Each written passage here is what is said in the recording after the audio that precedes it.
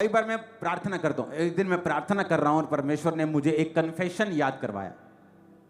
उस लड़की का कन्फेशन ये था कि जब उसके माता पिता रात को सो जाते थे और प्यार करते थे आपस में, अब मैरिड लोग इस बात को समझ जाना, तो वो लड़की चुप चुप के अपने माता और पिता को देखा करती थी। उनके माता और पिता को पता नहीं था कि हमारी लड़की हमें इस नंगी हालत में देखती है, लेकिन उनको मालूम नहीं था। पर वो छोटी लड़की थी, 10-12 साल, 15 साल, 11-13 साल ऐसी उम्र थी उसकी, और वो अपने माता पिता को देखती थी। जब वो बड़ी हुई, उसको नहीं मालूम ये पाप है, अभी वो मसीह में नहीं है, लेकिन परमेश्वर में आने के बाद भी मैंने देखा उस चीज ने उसकी लाइफ को इफेक्ट किया। जबकि मसीह में आने के बाद आपके कर्सेस खत्म हो जाते हैं, लेकिन अगर आपको पता हो कि मैंने ये पाप किया है और मैंने खुदाबंद से माफी मांगनी है, और दूसरा फिर आप दोबारा से उन आंखों की अभिलाषाओं के अनुसार ना चले। तो मैंने क्या नोटिस किया कि कुछ लोग मसीह में थे, प्रार्थना भी कर रहे थे, फास्टिंग भी कर रहे थे, लेकिन जो पाप बचपन से उनके साथ था, बचपन से उनको तंग कर रहा था, अब परमेश्वर में आने के बाद भी वो आंखों की जो अभिलाषा है वो खत्म नहीं हुई। पहले बाप को देखा करती थी, अब वो लड़कों को देखा करती है। चाहे उनके साथ गलत नहीं है, लेकिन आंखों की अभिलाषा, आंखों का व्यभिचार, ये आपकी लाइफ में एक बड़ा अंधेरा और बड़ा श्राप खड़ा कर सकता है, और आपकी लाइफ में बड़ा क्वेश्चन मार्क खड़ा कर सकता है कि आप क्रिश्चियन हैं फिर भी आपकी लाइफ में ये चीजें क्यों। नीति वचन 27 उसकी 20 में, पहला यूहन्ना 2:16 में लिखा है, जो कुछ संसार में है अर्थात शरीर की अभिलाषा, आंखों की अभिलाषा और जीविका का घमंड, वह पिता की ओर से नहीं परंतु संसार की ओर से, शैतान की ओर से है। अगर आपकी आंख आपके काबू में नहीं है, आपका शरीर आपके काबू में नहीं हो सकता। जीसस ने कहा, यदि तेरी आंख निर्मल है, तेरा शरीर उजियाला है। यदि तेरी आंख बुरी है, तो वो अंधकार जो तेरे जीवन में होगा, सोच कितना बड़ा होगा। जरूरी नहीं आप व्यभिचार करें तो व्यभिचार है। यीशु मसीह ने कहा, अगर तूने किसी को कुदृष्टि से देखा, गंदी आंख से देखा और अपने मन में उसके प्रति विचार को लेके आया, तो तू व्यभिचार कर बैठा है। आज बहुत से लोगों की लाइफ में अड़चन व्यभिचार है। उनकी लाइफ में हीलिंग क्यों नहीं हो रही, अगले लेवल पे वो क्यों नहीं जा रहे, व्यभिचार के कारण। आज उनकी जिंदगी में फलाना काम क्यों नहीं हो रहा, व्यभिचार के कारण। और परमेश्वर ने क्या कहा, यदि तेरी आंख बुरी है तो शरीर भी अंधियारा होगा। अय्यूब 31 उसकी 1 आयत में लिखा, मैंने अपनी आंखों के साथ वाचा बांधी है कि मैं किसी कुंवारी पर उसे कैसे लगाऊं। अय्यूब जो महान आदमी था, हम कई बार ये नहीं देखते कि महान कैसे बना, हम कई बार सिर्फ देखते हैं महान बना, लेकिन उसके पीछे के कारण नहीं देखते। अय्यूब तो ये भी कहता है कि विधवा मेरे कारण, आनंद के कारण गाती है, क्योंकि वो विधवाओं को ब्लेस करता था। अनाथों का मैं सहायक रहा हूं, अनाथों को वो ब्लेस करता था। उसने कहा, जो परदेशी हैं मैंने जानबूझ के अपने बंदों को भेजकर उनका हाल पूछवा लिया। जबरदस्ती हाल पूछ लेते परदेशियों का, परदेशी आके दुहाई नहीं देते थे, उनसे पहले ही वो परदेशियों के पास चला जाता था। और आज लोग इंटरनेट के ऊपर परदेशियों के खिलाफ नफरत फैलाते हैं। यहां कोई यूपी से काम कर रहा हो, आपके मन में उसके प्रति नफरत पैदा हो जाए, आज इंटरनेट पे ये चलता है। क्यों? ये सब वचन के खिलाफ है। अय्यूब कहता, मैं इसलिए महान हूं। अय्यूब की किताब को पढ़ो तो बाइबल कहती है, अय्यूब सबसे अमीर था अपने एरिया का, अपने देश में सबसे अमीर था। जैसे भारत में कोई सबसे अमीर हो, अय्यूब कहते अपने देश में सबसे अमीर था, सबसे ज्यादा ब्लेस्ड था। उसका परिवार, उसका शरीर, उसके दोस्त, सब कुछ आशीषित था, सबसे ज्यादा। क्यों? अय्यूब कहता है, मैंने अपनी आंखों के साथ वाचा बांधी है कि मैं इसे गलत दृष्टि से किसी की ओर नहीं लगाऊंगा। यह था अय्यूब के ग्रेट होने का सीक्रेट। हालेलुया। देखो वचन में क्या लिखा, कहता है मैंने अपनी आंखों के साथ वाचा बांधी, वाचा बांध ली आंखों से। आंखें तो तुम्हारी हैं, तुम अगर नहीं करोगे इधर उधर तो वो नहीं जाएंगी।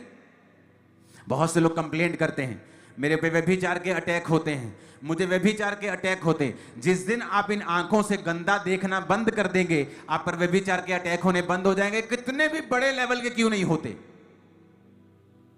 आप कंप्यूटर पे गंदा देखना बंद कर दीजिए, आंखों से गंदा देखना बंद कर दीजिए, आप पर व्यभिचार के अटैक होने बंद हो जाएंगे। और आप गंदा देखना शुरू कर दीजिए फोन के ऊपर, कंप्यूटर के ऊपर, वैसे आपको व्यभिचार के अटैक होने शुरू हो जाएंगे, क्योंकि आंखों से ही आप चीजों को अंदर लेते हैं। परमेश्वर ने कहा, अब्राहम ये सारे जमीन को देख जो तेरे दाएं बाएं आगे पीछे है। उसने उठाई आंखें और देखा। परमेश्वर ने कहा, जो तू जमीन देख रहा है ना, तेरी आंखों से जो देख रहा है, मैं तुझे और तेरे वंश को दे दूंगा। जो तू देख सकता है, परमेश्वर कहता है मैं तुझे दे सकता हूं। अब देखना क्या है, ये बात डिपेंड करती है। अपनी आंखों से जो शैतान दिखाता है वो देखना है, जो शरीर देखना चाहता है वो देखना है, या परमेश्वर के नाम में अपनी आत्मिक आंखों को खोलना है कि आने वाले 2 साल के अंदर मैं इस कर्जों से आजाद होऊंगा, आने वाले 1 साल के अंदर मैं इस बीमारी से फ्री होकर ये इस लेवल पे बैठा होऊंगा, आने वाले इतने दिनों के अंदर कलीसिया इस लेवल पे चली, यही वो देखना है। क्या देखना है आप पे निर्भर करता है। कई बार जब आप लोगों के लिए प्रार्थना करते हैं, फिर परमेश्वर का आत्मा पर जाहिर करता है कि देख इसकी जिंदगी में ये गुप्त पाप शुरू से रहा है। अपनी आंखों से गंदा देखना, कभी परिवार के मेंबर को, कभी किसी को, कभी किसी को, कभी किसी को, और यही चीज शैतान ने उसकी जिंदगी में इस्तेमाल की। एक धर्मी होने के बावजूद भी, प्रार्थना और उपवास का जीवन होने के बावजूद भी परमेश्वर की आत्मा ने उससे बात नहीं की, उसको छुड़ाया नहीं पूरी रीति के साथ जैसा छुड़ाना चाहिए। क्यों? इसी गुप्त पाप के कारण जो घर से शुरू हुआ था आज बाहर भी है। उसने कहा, मैंने अपनी आंखों के साथ वाचा बांधी है कि मैं इसे किसी पर नहीं लगाऊंगा। अधोलोक, विनाश लोक और मनुष्य की आंखें कभी तृप्त नहीं होती, वचन कहता है। आप एक बार देखेंगे, 2 बार, 3 बार, 4 बार, ये कभी तृप्त नहीं होंगे। ऐसा नहीं कि एक बार देख लिया तो बोलेगे बस हो गया। बार बार जितना आप उसे देखते जाएंगे, अभिलाषा उतनी बढ़ती जाएगी, शैतान का काम उतना बढ़ता जाएगा, और जितना आप इसे कंट्रोल करते जाएंगे, आपकी लाइफ में उतना ही परमेश्वर का काम होता जाएगा, उतना ही जीवन में कंट्रोल आता जाएगा, चीजें बस में आनी शुरू हो जाएंगी। आपकी आंखें आपके वश में नहीं, जीवन आपके वश में नहीं होगा। आपकी आंखें आपके वश में नहीं, आपके चारों ओर जो आपके पास हो रहा है आपके वश में नहीं होगा। मेरी बात को समझ रहे हैं? होना क्या चाहिए? होना तो यह चाहिए कि जब एक सेवकाई 500 लोगों की होती है तो पास्टर उसे अच्छे से कंट्रोल कर सकता है, क्योंकि 500 लोग हैं, वो उन्हें जानता है, समझता है, उनके पास बैठ सकता है, प्रार्थना कर सकता है। लेकिन आप कभी भी किसी स्पिरिचुअल आदमी की गवाही सुनेंगे तो वो आपको ये कहता वो मिलेगा कि जब मेरे पास 1000 लोग थे तब सेवकाई मुश्किल थी, लेकिन अब मेरे पास जब 4 लाख लोग हैं सेवकाई आसान है। ऐसा क्यों? ज्यादा लोगों को आसान कैसे हो गई? क्योंकि आप परमेश्वर में बढ़ते जाते हैं, उसकी ग्रेस में बढ़ते जाते हैं। आप अपनी लाइफ में अपने आप को, अपनी आंखों को, अपनी चीजों को कंट्रोल में लाना सीखते हैं, आप परमेश्वर में बढ़ते हैं। और उसके बाद क्या होता है, जो आपके चारों ओर है वो आपके कंट्रोल में रहता है। आप उसे अपनी ताकत से कंट्रोल में नहीं कर सकते, मैं आपको बता सकता हूं। आप स्टाफ रख लीजिए, आप वैसा कंट्रोल नहीं कर सकते। लेकिन जब परमेश्वर का आत्मा आपके संग होता है और उसका अनुग्रह आपके संग होता है, आप सब कुछ वो आपके आसपास जो परमेश्वर ने आपको दिया है आप उसे कंट्रोल भी कर सकते हैं, और परमेश्वर के काम में आप ब्लेस भी हो सकते हैं। ब्लेसिंग को आता हुआ भी देख सकते हैं, अपने आप को चैनल बनता हुआ ब्लेसिंग का भी देख सकते हैं। बहुत कुछ होता है। आपके बच्चे आपके वश में होते हैं, आपका परिवार आपके वश में होता है, चीजें आपके वश में होती, क्योंकि आपकी आंखें आपके वश में हैं। अपने पड़ोसी को बोलो, शरीर का दिया आंख। शरीर का दिया, फिर से बोलो पड़ोसी, शरीर का दिया। अपनी आंखें कंट्रोल में रखना है तो तेरा पूरा जीवन कंट्रोल में होगा। अगर तेरी आंख निर्मल है तो तेरा पूरा शरीर, परमेश्वर कहता है, उजाला होगा। तारीफ कर दो जोर से जितनी हाथ में ताकत है खुदा बने। आमीन। तो ये आंखें आपकी लाइफ में कर्स भी लेके आ सकती हैं, और यही आंखें आपकी लाइफ में ब्लेसिंग को भी लेके आ सकती हैं। अब आपने ये डिसाइड करना है कि आप अपनी आंखों को किधर लगाना चाहते हैं। आप वो देखना चाहते हैं जो शैतान दिखाना चाहता है, इसलिए परमेश्वर को शैतान ने दिखाया यीशु मसीह को।